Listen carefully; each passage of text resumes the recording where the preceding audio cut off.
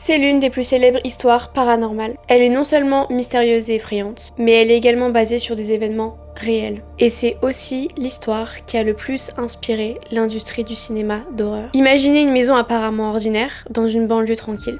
Mais derrière ces murs, des événements effrayants se sont déroulés. Des événements que personne ne peut expliquer. Meurtres, possession, apparitions fantomatiques. Aujourd'hui, je vous emmène dans l'histoire terrifiante de la famille DeFeo.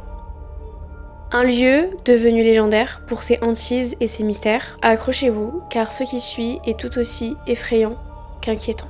Tout commence en novembre 1974 dans la paisible ville d'Amityville. Située sur le Long Island, dans l'état de New York, Ronald DeFeo Jr., un jeune homme de 23 ans, assassine brutalement ses parents et ses 4 frères et sœurs dans leur sommeil. 6 meurtres commis à l'aide d'un fusil à grande puissance. Alors que personne dans le quartier n'entend les coups de feu, Ronald est arrêté, jugé et condamné, mais il prétend avoir été poussé par des voix mystérieuses. L'histoire des DeFeo est tristement célèbre à cause des événements horribles qui ont eu lieu dans la maison située au 112 Ocean Avenue à Amityville, à New York. Le 13 novembre 1974, Ronald DeFeo Jr., connu également sous le nom de Butch, âgé de 23 ans, a assassiné 6 membres de sa famille dans cette maison. Voici le déroulement des événements et la façon dont il a tué chacun de ses proches. Aux alentours de 13h15 du matin, Ronald DeFeo Jr. a pris un fusil Marlin 35, une carabine de calibre lourd et est allé dans chaque chambre de la maison,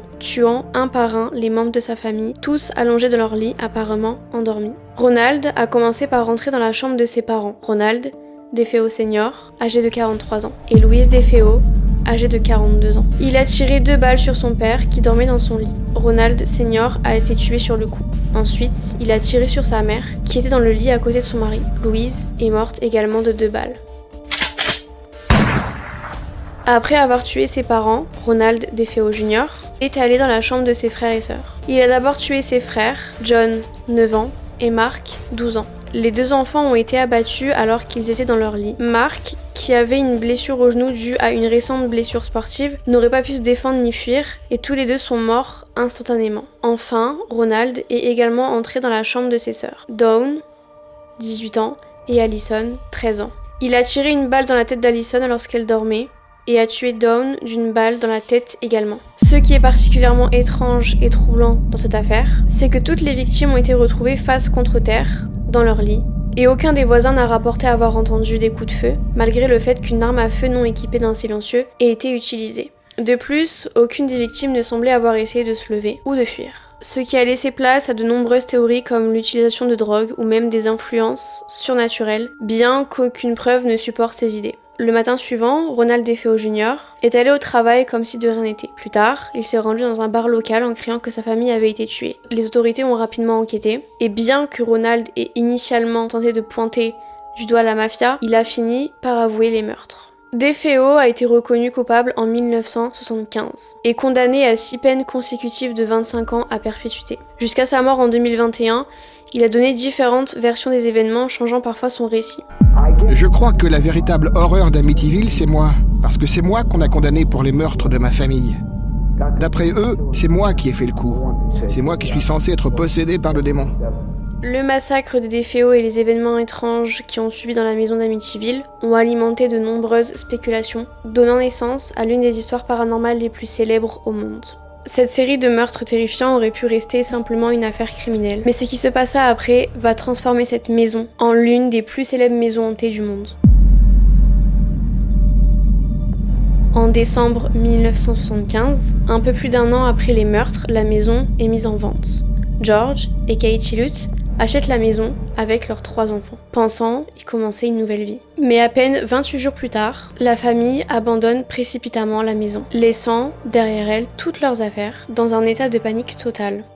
Mais que s'est-il passé durant ces 28 jours ? Selon les Lutz, la maison d'Amityville était hantée. Ils rapportent des phénomènes inexplicables. Des portes qui s'ouvrent et se ferment toutes seules, des bruits sourds au milieu de la nuit, des odeurs étranges de soufre, des taches mystérieuses qui apparaissent sur les murs et les plafonds, et même des températures glaciales ressenties dans certaines pièces de la maison. Mais ce n'était que le début. George Lutz affirme avoir vu des objets se déplacer tout seuls et des visages démoniaques apparaître aux fenêtres. Katie, elle, raconte avoir ressenti une force la serrer violemment et vu des apparitions effrayantes. Comme exemple, une silhouette noire flottant au-dessus du lit. Le plus effrayant reste l'apparition d'une créature aux yeux rouges qui les observait par la fenêtre et qui ressemblait à un cochon démoniaque.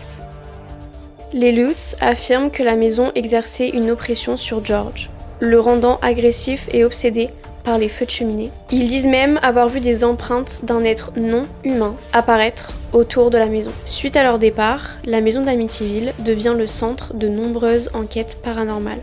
Les célèbres chasseurs de fantômes, Ed et Lorraine Warren, sont appelés sur place. Lorraine, médium, décrit la maison comme un lieu imprégné d'une présence démoniaque extrêmement puissante. Selon elle, les entités maléfiques habitaient les lieux et alimentaient par les meurtres des déféos. Des équipes de journalistes et des chercheurs en paranormal ont aussi exploré la maison, capturant des photographies troublantes comme celle d'un petit garçon fantomatique supposé être l'un des enfants des féos. L'histoire des Lutz a été vivement critiquée par certains et qui affirment qu'elle aurait été exagérée ou fabriquée de toutes pièces pour des raisons financières. En effet, après leur départ, ils ont collaboré avec un auteur pour écrire le célèbre livre The Amityville Horror, qui est ensuite devenu un film culte dans les années 1970. Cependant, malgré les sceptiques, certaines preuves demeurent troublantes. Les phénomènes écrits par les Lutz coïncident avec ceux rapportés par d'autres visiteurs. De plus, les Warren, spécialistes reconnus du paranormal, ont insisté sur l'authenticité de la hantise d'Amityville. C'est probablement la maison la plus hantée du monde.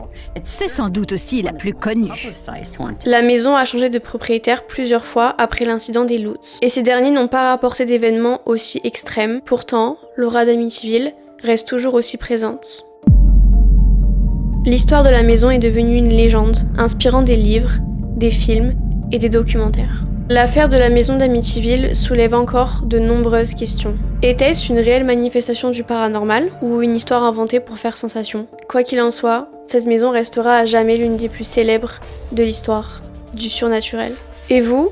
Qu'en pensez-vous ? Croyez-vous que la maison d'Amityville est réellement hantée ? Ou pensez-vous que ce n'est qu'un mythe ? N'hésitez pas à m'écrire en commentaire votre avis sur l'histoire de Déféo et n'oubliez pas de vous abonner. Merci d'avoir été jusqu'au bout. J'espère que ce nouveau format de vidéo vous plaît. Prenez soin de vous et on se retrouve pour une prochaine vidéo. À très vite.